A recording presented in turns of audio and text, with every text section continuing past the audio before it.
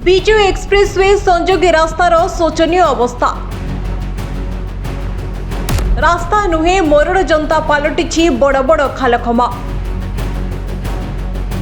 10 वर्ष है प्रशासन देखा नहीं, हैरान होउछंती लोके। बड़ दुर्घटना घटवा पूर्व रास्ता मरामती पाई उठिला दाबी। देखंतु ए रास्ता को यह कौन अपहंच इलाकार नुहे बरम विजु एक्सप्रेस को जोड़ुवा धर्मगढ़ गोलामुंडार मुख्य रास्ता। 4 छकरू चिलीजिला छक पर्यंत मात्र 3 किलोमीटर यह रास्ता एवं यात्री मरण जनता पलटि।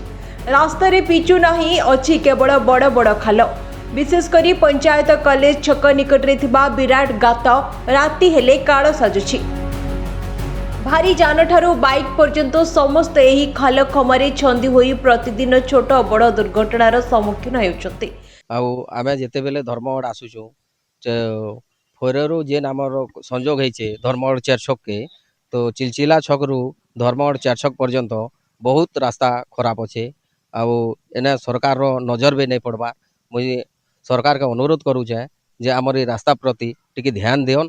जेते शीघ्र पारुचन तो रास्ता मरामती करदेले आमे पब्लिक जन ये माने टिके सुरक्षा रहमु। बहुत एक्सीडेंट होचे जेंडा कि तो एंती नहीं हवा कथा। रास्ता भल हेले एक्सीडेंट भी कमी जीवा।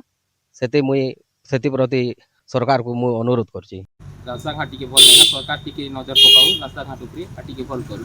स्थानीय लोकों का अभियोग रहुछि दीर्घ 10 वर्ष हैला एठारे पूर्त विभाग अधिकारीकर पाद पड़िनी। प्रतिदिन निज जीवन को पापुली रे रखी यात्रा करुछंती शह शह लोक। एबे बड़ प्रश्न उठुछि कौन से बड़ धरणर दुर्घटना घटी जीवन कले कौन प्रशासन नीत भांगिब।